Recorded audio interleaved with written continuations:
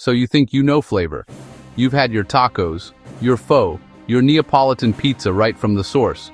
You've chased the dragon of Szechuan peppercorns and navigated the complexities of a good mole. But let me tell you, there are entire universes of taste out there, hiding in plain sight, just waiting for someone to pull back the curtain. We're talking about the kind of food that rewires your brain, that makes you question why you've been eating the same 5 things your whole life. This is a story about a place like that. A place with flavors so deep, so unexpected, they feel like a secret whispered from one generation to the next. That place is Sudan. Let's get our bearings. When you hear Sudan, your mind probably conjures images of vast deserts, maybe the pyramids of Meroe, or the mighty Nile splitting the landscape. Geographically, it's a massive country in Northeast Africa, a crossroads where the Arab world meets sub-Saharan Africa. Bordered by Egypt to the north, Ethiopia and Eritrea to the east, and neighbors to the south and west. The Nile River is the protagonist. Not just water, the lifeline. Fertile banks carve a green corridor through arid land. Farmers grow okra, onions, tomatoes, and the Nile provides fish, a key protein. Away from the river, hardy grains like sorghum and millet define survival.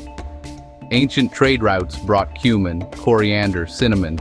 Centuries of exchange created a natural fusion. Taste geography, sorghum's earth, the river's fish, the caravan's spice. Cuisine born of necessity, elevated by ingenuity. Alright, let's get to the good stuff, the food. If you're walking into a Sudanese restaurant for the first time, the menu can be intimidating. But a few foundational dishes, the pillars, give you what it's all about. These aren't just meals, they're experiences. From Khartoum to the Nuba Mountains, the same heart and soul. Open your mind. 5 dishes are your roadmap. First up, full madams, slow-cooked fava beans, mashed, dressed with oil, onion, a hit of cumin, eaten with bread, it fuels your day.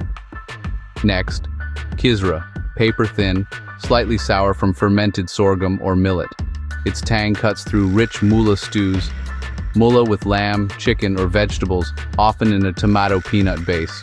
Then there's asida, a smooth, pliable dough served with savory stew or honey butter. Bland alone, intentionally, a neutral vehicle for deliciousness, shared from one platter. Finally, peanut stew, tender meat in a creamy, nutty sauce balanced by onions, garlic, and spice. Salada with dakwa peanut dressing, a bright, cool counterpoint. That's your start. A serious journey for your palate. Let's zoom in on the king of the Sudanese breakfast table, full madams. The air is thick with cumin, garlic, and freshly baked bread. Fava beans cook for hours, maybe overnight, collapsing into a creamy, earthy puree. The vendor ladles warm mash into a bowl, then the artistry begins. A glug of sesame or olive oil, a shower of raw onion, squeeze of lemon, heavy cumin, maybe a pinch of chili, a symphony of textures and tastes in one humble bowl. You don't eat full with a fork, it's served with stacks of fresh bread. Tear, fold into a scoop, dive in, the bread soaks up that oily, beany goodness. First bite, earthy beans, sharp onion, bright lemon, fragrant cumin, all at once. It's a ritual. Friends and co-workers around one bowl. Cheap, filling, democratic. Sudanese cuisine in a nutshell. Simple ingredients, time, care, extraordinary results. To understand the soul of street food here, start with a bowl of pho. It's more than a meal. It's a warm hug in a bowl, a taste of home for millions. If fuel is breakfast's heart, kisra and mullah are the soul of lunch and dinner. Batter of sorghum or millet ferments a day or two. Sour, tangy, almost like sourdough. Poured like a crepe, spread impossibly thin. Soft, pliable, slightly spongy. Kisra exists to carry mullah. The variety is endless. Mullah tagalia, okra-thickened lamb with fried onions and spice. Mullah rab, yogurt-based, tangy, creamy. Mullah niamia, okra cooked down until thick and viscous. Drawing is prized here. Tear with your right hand, scoop mullah. Kisra's sourness balances deep savor. Spongy bread soaks up every drop. It's intimate, nourishing. comfort that's fed people for centuries. To taste kisra and mullah is to taste the essence of the Sudanese table. In a world obsessed with complex techniques and exotic ingredients, there's something profoundly beautiful about asida. A thick porridge, stirred with muscle and patience, shaped into a smooth mound. Mild on its own. That's the genius. Not the star, the stage. A ladle carves a well, filled with tomato lamb, mullah, or a sweet mix of semn and honey. Designed for sharing, guests gather right hands only, breaking pieces from the edge.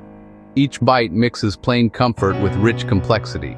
It makes you slow down and connect. Simple, meaningful, deeply human. Sometimes the simplest meals are the most profound. To really get Sudanese food, you have to understand its pantry. It's not about a massive list. It's mastery of a few key players. Groundnuts become dakwa, thickening stews, making sauces, dressings. Sesame, pressed into fragrant oil, or toasted and ground for deep nuttiness. Trade routes left cumin, coriander, fenugreek, flavors that stayed. Dried hibiscus, carcade, tart red tea. Fermentation matters, think kisra batter. Tamarind for sour, wika dried okra as thickener. Charmut dried meat, dried onions for deep savor. Balance is the magic, nutty richness brightened by lemon or tamarind. Savory depth lifted by fresh herbs and a gentle warmth of chili. Walking into a Sudanese meal engages more than just your taste buds. Meals are communal. Large round trays meant for sharing. It's togetherness, not convenience. Your tool is your hand, specifically the right hand. Use bread as utensil. Kisra, gurassa, even asida. Tear, pinch, scoop, take small bites, savor each component. Eat from the section in front of you. Reaching across is frowned upon. Don't forget drinks. Water and sweet tart carcade. Afterward, the coffee ritual. Roast, grind, brew in a jabina. Tiny cups passed with respect. You're not just having dinner, you're participating in a culture. So you're sold. Start where East African communities thrive. London, New York, DC, and beyond. Look for small family spots. Expect fantastic food, not fancy decor. Use maps and food blogs. Search Sudanese food near me. Visit African groceries.